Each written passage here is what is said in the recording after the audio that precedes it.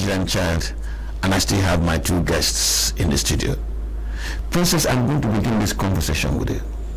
Thank you, sir. Women are critical. I always say that women own the family. The women, in fact, own the children. That's what I say. No matter what claims a man may make, this is my child, this is not true. The woman owns the children. She affects their lives more than the fathers. Yes, sir. The children are more attached to her than they are attached to their fathers. That's the truth.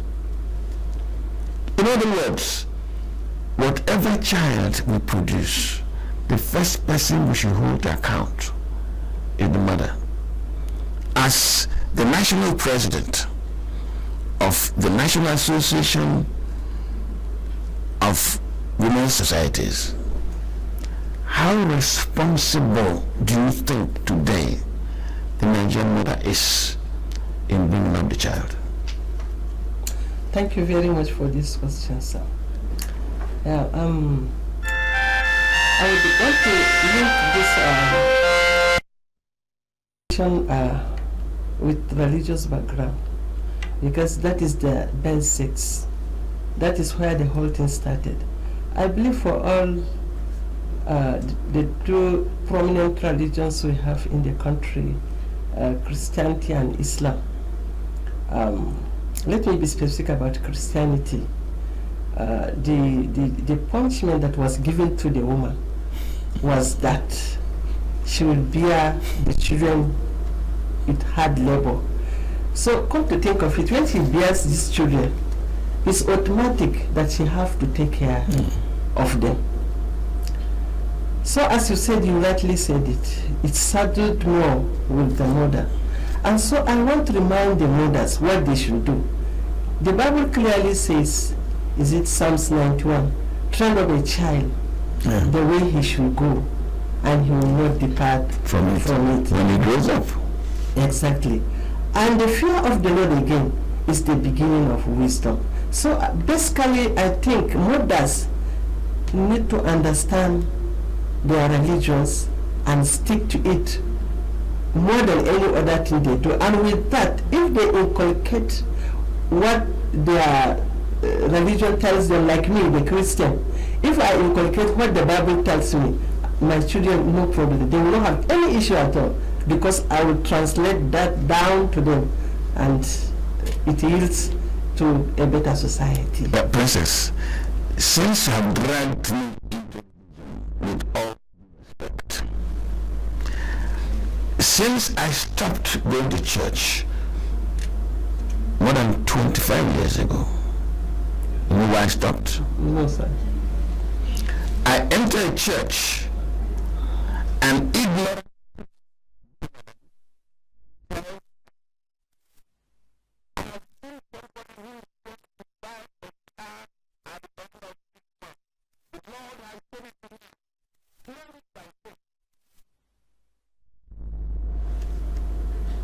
it's falsehood. It is. And he said,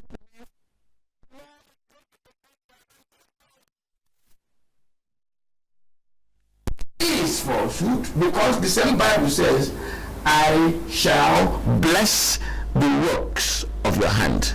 And it's the same Bible says, by my sweat of my brow I shall eat. When I labor, work hard, I will eat. And then a priest tells me, he has seen.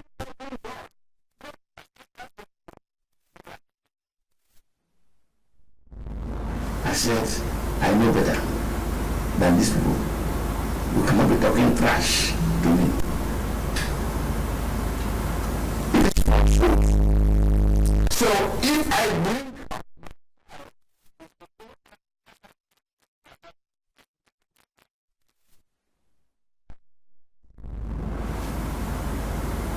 yes, Princess.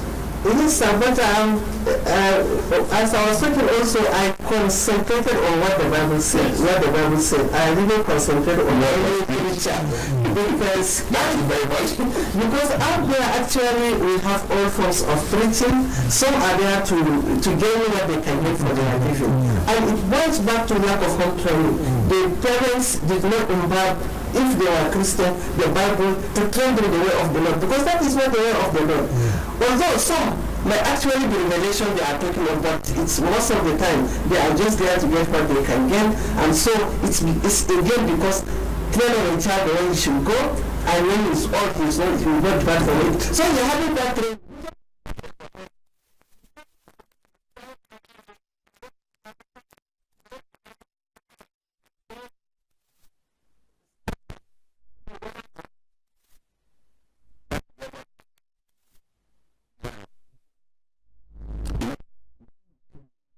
To Nigeria that I have two people whose jobs, whose positions affect the training of Nigerian children. I'm going to ask you two questions. Okay, sir. What quality of education are we providing the Nigerian child to get him ready for tomorrow? What manner of education? That is one.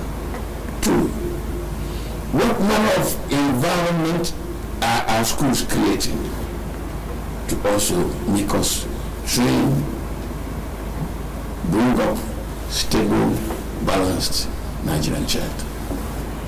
Thank you very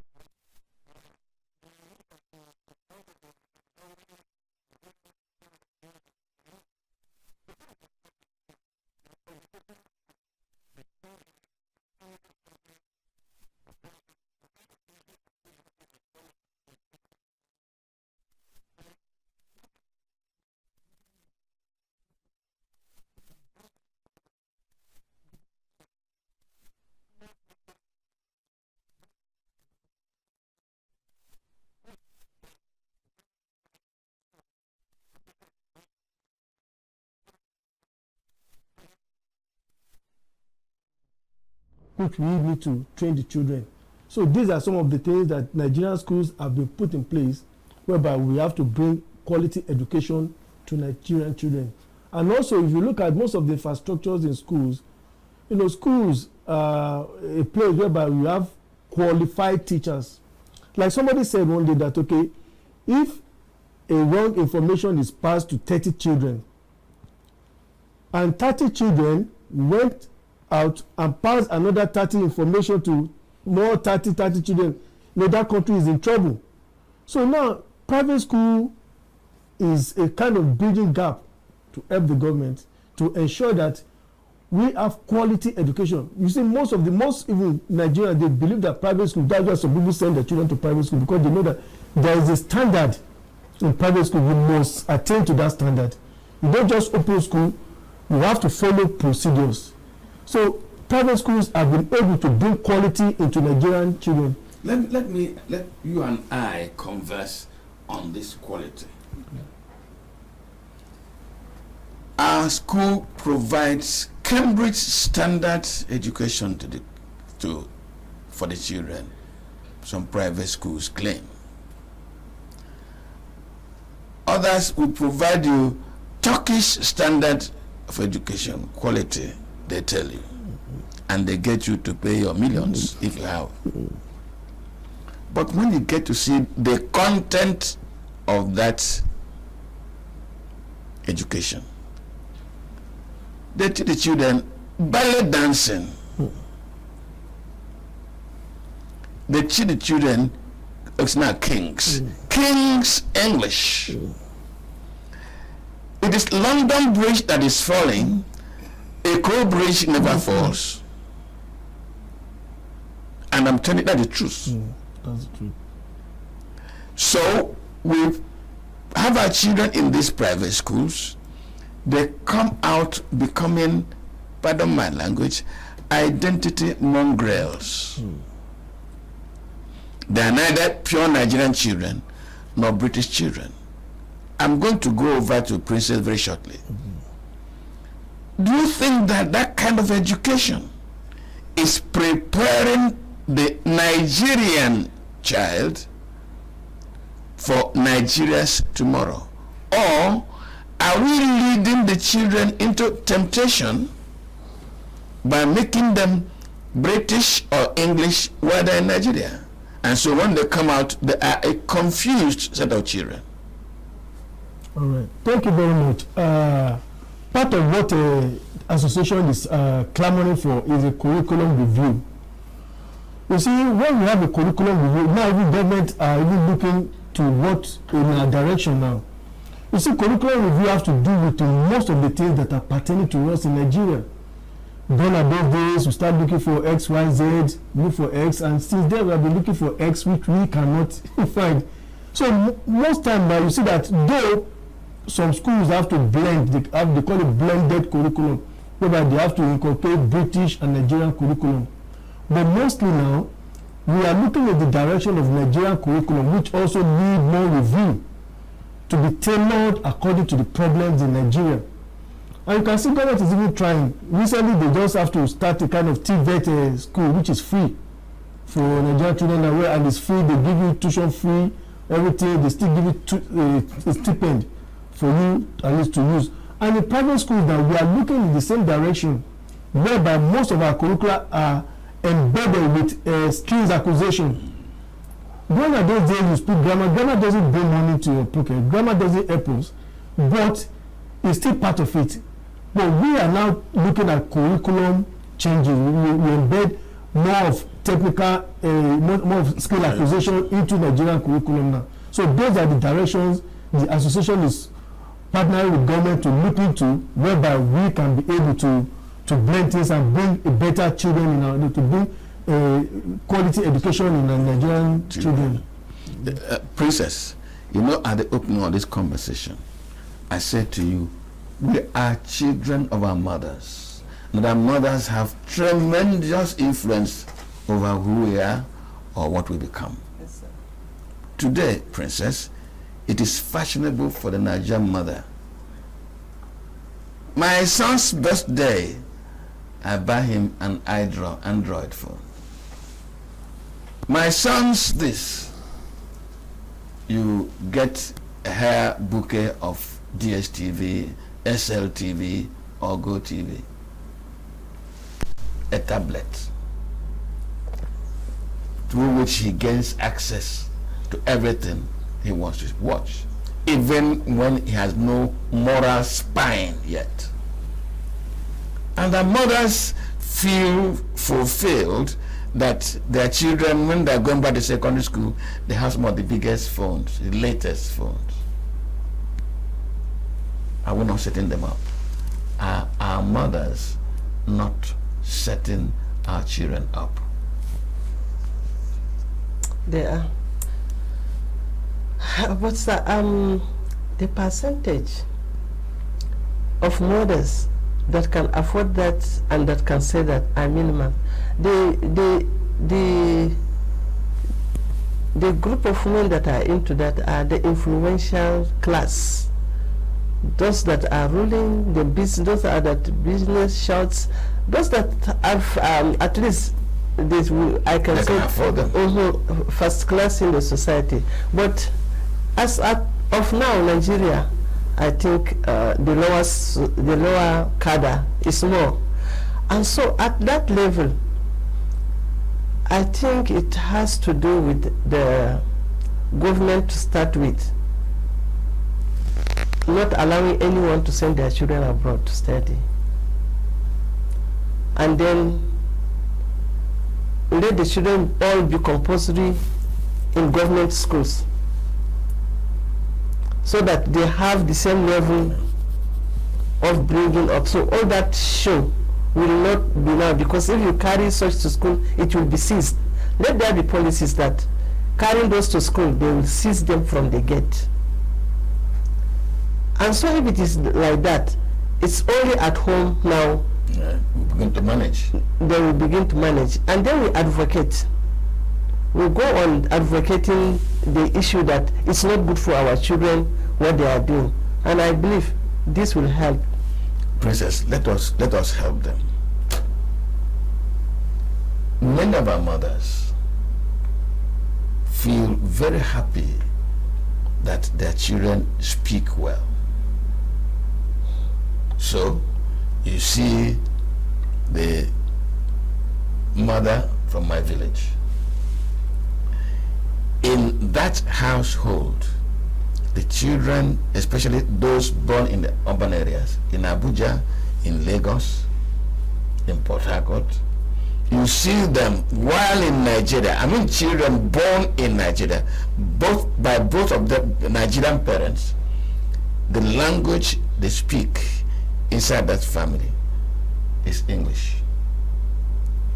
And our parents are very proud that children are doing well.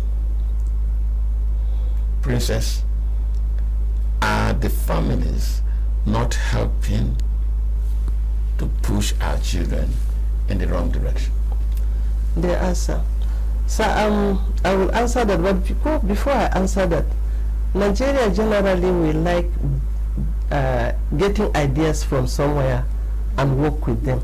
So if you look at us, how we were brought up is not what we are practicing now. We just bring things from outside and then it becomes the standard. Even the standards we set here, the policies we are not using them. We try to bring what is outside and do. And so is it the same with the bringing up of the children. Maybe the mother was opportune to go to one of these countries. I wanna exactly.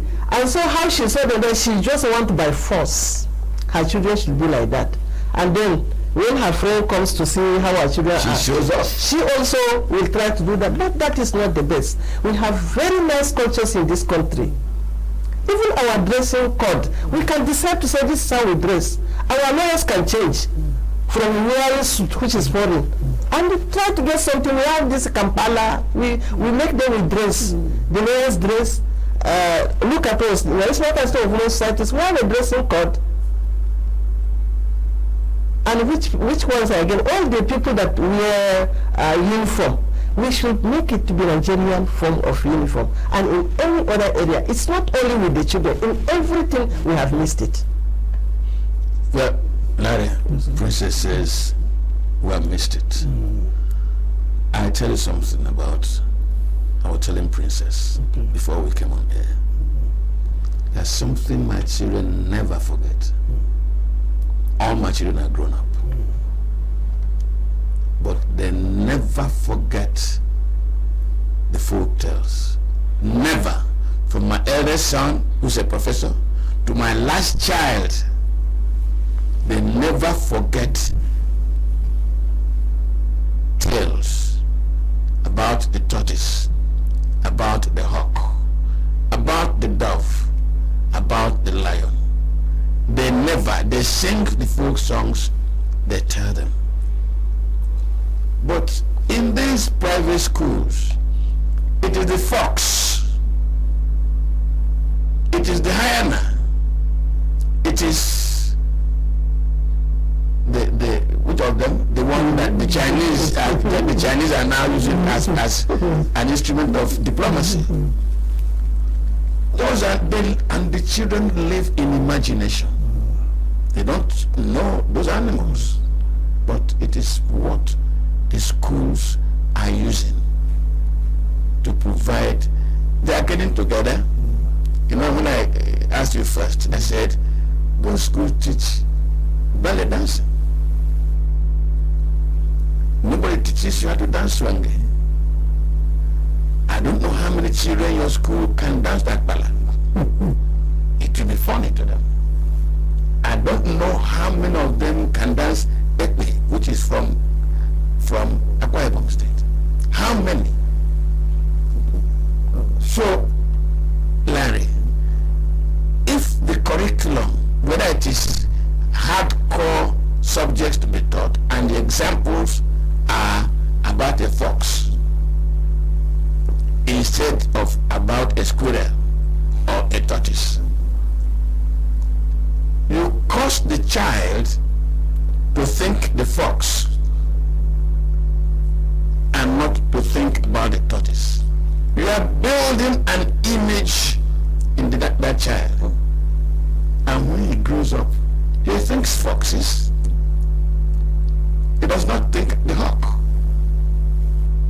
imagines the fox, because there's no fox around here. Is that child a Nigerian child? I'm still looking at the schools. Okay. All right. Let me still try to explain more of the things that schools are doing now. Great. You know, the narratives are being changing. We've changed the narratives on a daily basis. You can see that most of the programs that schools do now in Cultural Day. Cultural Day is one of the ways by which we try to reset the brain of our children. And like Cultural Day, everybody comes with their food. The culture have to do with food, the way they dress. So we dress in a local attire. So these are some of the ways by which we try to reset the brain of our children to make them proud of themselves. Like somebody like I could remember when we do Cultural Day, like somebody from Plato will come with a pete or something, whatever. We all taste it. Somebody from pete, I thought when I was eating pete for the first time. Somebody from Ibadan will bring amala and abula or something like that. So we bring all these things together, and one of the things in school is socialization. School is the first community of every child whereby you interact, you relate with children that come with diverse ethnic backgrounds. So when you relate and interact, you see that most Friday days, some schools that they say Friday, mostly now they wear Ankara. You see most of our schools now, you see by Friday is no longer maybe it's Ankara that everybody wear. So to promote our culture. And also, most of the storybooks which we use now, most of them are being reviewed to look into what is happening in Nigeria. And recently government introduced history, the main proposal in our curriculum. We need to know our history. Most of us are forgetting our history. We talk about Mongo Park, we talk about a lot of things that doesn't bring any value to us. Let me ask you just on the lighter side. Okay, did Mongo Park discover the River Niger? Actually, that was what we were told, but River Niger had been existing before Mongo Park came. People have been staying there. So, you know, we always believe, most of the problem we have in this country is that we copy and paste.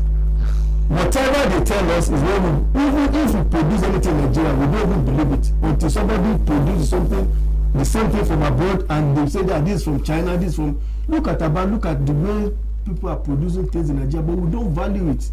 We believe that until we import it, until it is foreign, before we can believe it. So now, private schools are changing the narrative now.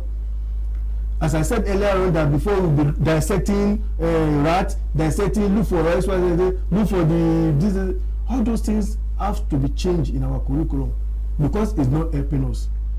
So those are the ways by which private schools are now changing the narratives, which, you know, phonetics and all those things. You see, you want your children to speak phonetics and all those things. So those are the things that we need to change the narratives. And by now, I see government, private schools are partnering with government. As I've said, the skill acquisition is some of the things that will help us. So they are being embedded into our curriculum now, and private schools are doing very great in that aspect of education. Princess, I seem to have been a little negative all along in this conversation. There must be some positive things that we are doing to prepare our children to become the men and women they ought to do, responsible Nigerians. The environment of today, are there certain positive things we can take from bringing up the Nigerian child? Yeah, Nigeria has gone a long way to making sure that Nigerian children are brought in the right way. They set in some laws and policies. We have the Child's Rights Act of 2003, which is in that is compulsory for every child to be in school, and that is kudos to the government of the country, and there are other appendages attached to it. And we also have the Universal Basic Education Act of 2004. All of this, the government is trying to make sure that every child is in school. But the issue, I think, is enforcement. If not, with these two laws alone, there are so many other laws, but with these two laws alone, we are not supposed to see any child walking on the street because they are embedded in those laws. But up till now, we have. So the Nigerian government is working hard to make sure, because of recent, the President of the Federal Republic of Nigeria just launched a program that children should be protected, and a lot he said about that. So the government is actually trying her best to make sure. Yes. It's a matter of enforcement. Exactly. It's enforcement that is our problem. I do not want to drag into politics again, because everything I want to talk about this morning it's about Nigerian child. There are two institutions I want us to converse on. We have in fact begun with one, religion. Yes. When there is a narrative of conflict between the two big faiths in Nigeria, it affects the child. How do we build in the Nigerian child a measure of harmony, religious harmony, measure of tolerance, measure of accommodation? And you don't look at your Christian colleague or your Muslim colleague from a distance and distrust. Because anytime you converse with our colleagues from Plateau State, they will always tell you rosy pictures of many years back. That when Plateau was Plateau, there was no difference between celebrating Christmas and celebrating Salah. During Salah, all the children pour into family homes, enjoy the season together, and everybody is celebrating. During Christmas, everybody is celebrating Christmas. But it appears that the gulf is widening. Children now look at those who ought to be their playmates. They look at them from a considerable distance. What should we be doing to help the Nigerian child begin to close this gap? Thank you very much, sir. As you rightly pointed out, growing up, that's what we saw. We only remember we have homes when it is time to sleep. Wherever we are, we eat there and continue with our playing. We even will enter and cook. And that is the generation we had. That was the generation we had before. But now,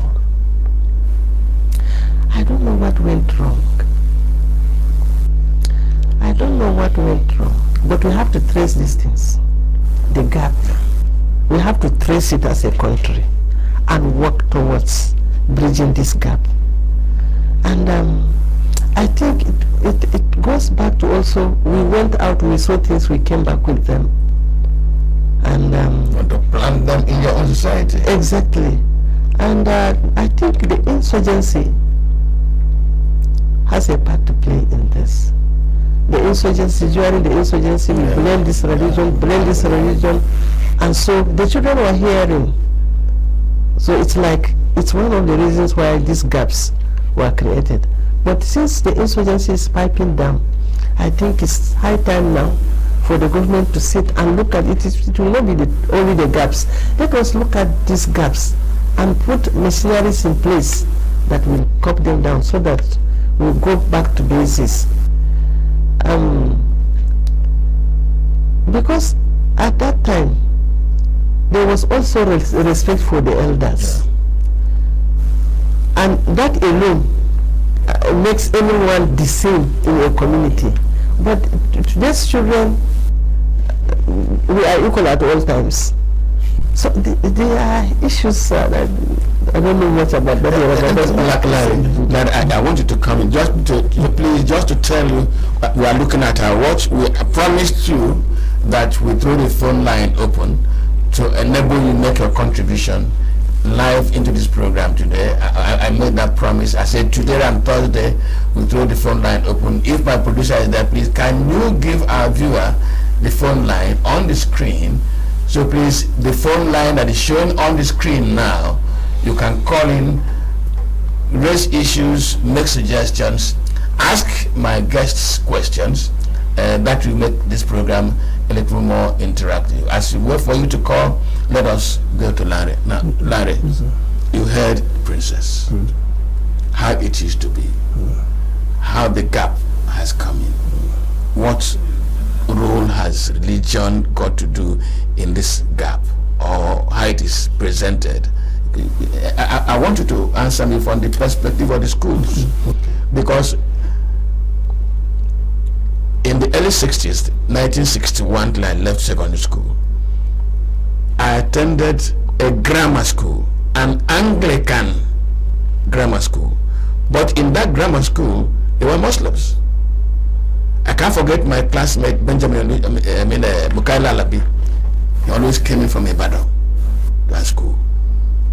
He was attending an Anglican grammar school, and my principal will thrash him. There are two of them, can't remember the other one. Will thrash him, not saying it's 5 days, 5 times a day prayer. But today, this is as if there is apartheid. These people stay there, do not stay there. How can the schools help close this gap? Thank you very much. This has to do with the impact of education in upbringing of our children. Now, one of the ways by which once a child is born into this world, he has entered into the journey of learning. And once the journey of learning starts, the impact is profound and multifaceted. It has diverse ways. And one of the ways education has to come in, as I've said, that the school is the community of the child, the first community of every child. Now, one of the things that schools do is moral and ethical values. Most private schools, even government schools and education generally, have to imbibe moral and ethical values. That is when you know what is right and what is wrong. That is when you need to learn respect, honesty, responsibility. The fear of God is also inculcated. Going back to the previous, go back to early ages, when there is unity among schools. I could remember even my students too, when my old classmates, we work together. There's no difference between a Muslim and a Christian. I go to a Muslim house, we eat. They come to my house during Christmas, they eat. We eat together. But until they started still making politics, when politics comes in, you know what we discuss. Yes. When this politics that begin to divide people in order to say, I belong here, give me your vote. Yes. That is when politics came in, and as politics came into our lives, then there is segregation. But school is still trying, because in every school now you have a Muslim, you have a Christian, and the moral value, as I said, the ethics value applies to everybody. You must learn to tolerate. You must learn to work to respect other people's religion. You must learn to respect other people's culture. That is why schools education is bringing into all those kind of things that can bring us together, like the cultural day celebration and some of those things that makes us to be united. So what we do, we need more sensitization of the dangers and some of the evil act of some of the politicians, that when it comes to politics, they use politics to divide us. Tell you are different. So these are some of the things. We should not allow politics to divide us. Because if somebody is traveling now and maybe there's an accident, you will not ask, are you a Muslim doctor? No. So all those things, we need to go back to the drawing board, as I've said, that most of our curricula are now still being reviewed, and there's continuation of reviewing the curriculum, so that we know that we know that beyond school, beyond exam and books, the ethical value, the morals is beyond passing exam. So we need to be able to bring things together, to let the children to preach unity, that our curriculum should still imbibe unity among the students, to let them know that these people are just deceiving us when it comes to politics. So these are the ways schools have been coming together to ensure some of these things are being removed. The government need to do more sensitization. We need more sensitization on the dangers of intolerance, religious intolerance. Those are the things they use when they want to get and vote and all these things. So we still need to come together to be united as in Nigeria. The schools are doing great on that. Well, if as the schools do their job and families and religion also do theirs to make our child not think separatistly, they, me. I'm still giving you some opportunity, all of the opportunity. If you look on your screen now, or if you are following us online, just that number showing on your screen now, we're waiting for a call in the studio here, so that you can interrogate some of the issues, some of the perspectives being raised by my two guests. Are they right? Do you want to offer a different opinion, or do you think there are certain things we are saying here that you want to controvert? Please, you are free to do so. You can also use our email. We can always access any messages because most people now use their handset to do many things. You can just use our email and send us your thoughts. Now, I'm going to take a short break because it's almost half past the time. I just have a few minutes more to go. I'll take a short break and I'll return shortly. Please stay with us.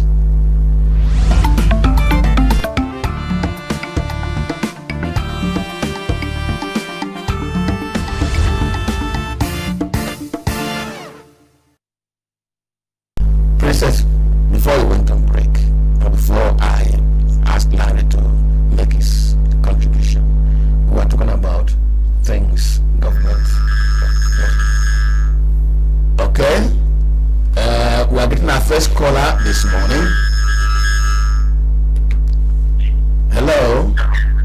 Hello, good morning. Good morning. Who is calling us? My name is Joseph, calling from Abuja. Yes, Joseph, please go ahead. Yes, today, first I want to wish every child a happy Children's Day. It's really not easy, and it's not just today we're going to use to celebrate our children, but we're going to use every single day we have to spend with them to celebrate them and to tell them they are special. But I just have this meaningful contribution to your program. Please go ahead. Yes, I want every parent, every teacher, every individual who relates with children should know that every child isn't the same. They respect for education. Every child brings in his own time. So we should take it easy when we are teaching children and when we are grooming them. That's true. So that's my own contribution to your discussion this morning. Thank you very much, Joseph. Yes, sir. Thanks a lot. Well, Joseph has said that the responsibility of bringing up the young child, Nigerian children, does not just rest with teachers.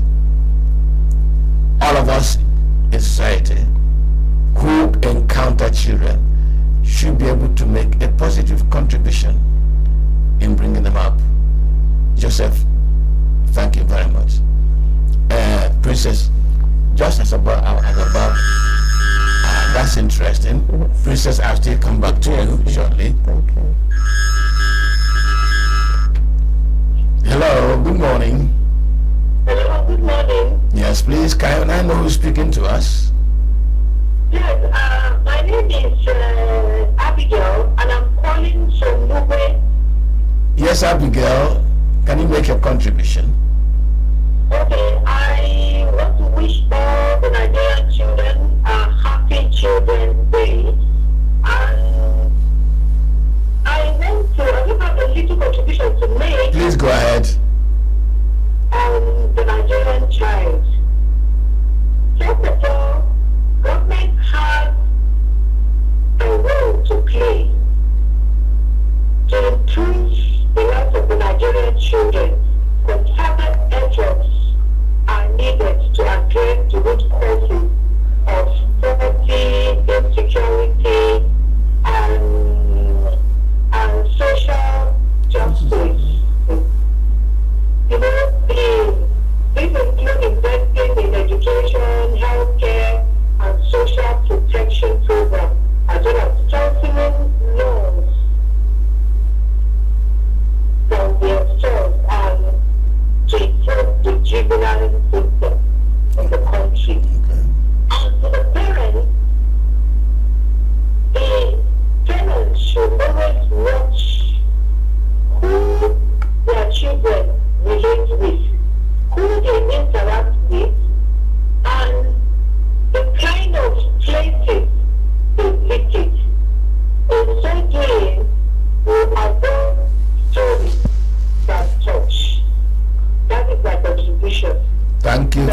Thank you very much. Thank you very much.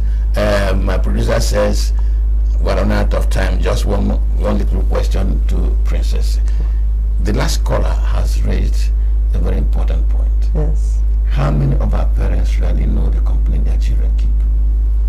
Yeah, that is it, sir. It's only that the laws are there. As I said, you find all this she said is contained there in the Child's Rights Act and the Universal Basic Education. All she have said, they are all in there, and many more. It's for us to implement. It's to implement that is the problem. That was why I said, if we are working with our laws, we will not see a single child on the street, because they are all there. We are not enforcing them.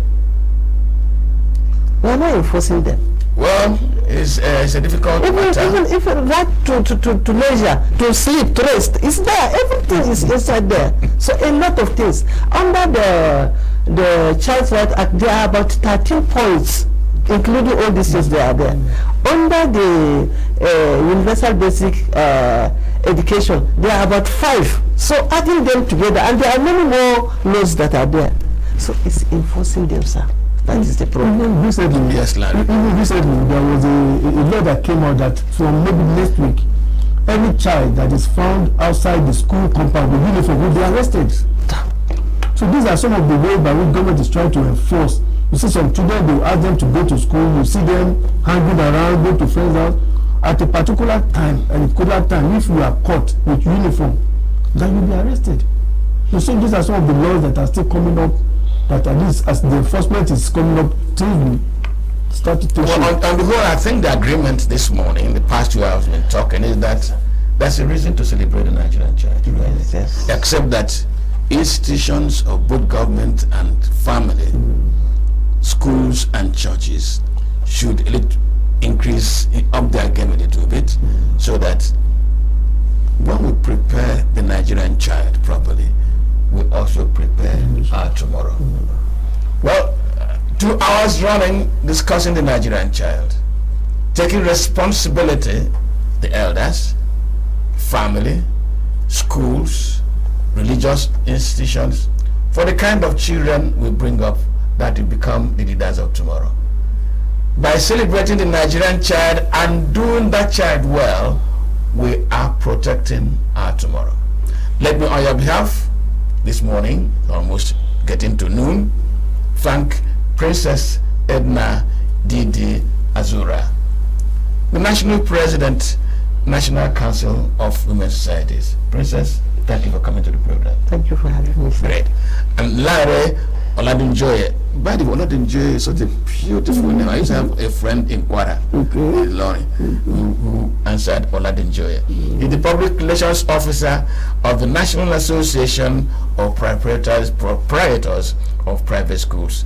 Lanre, thank you very much for coming. Thank you very much, and also big greetings from the FCT President, Mrs. Ruth Rukayat Agbola.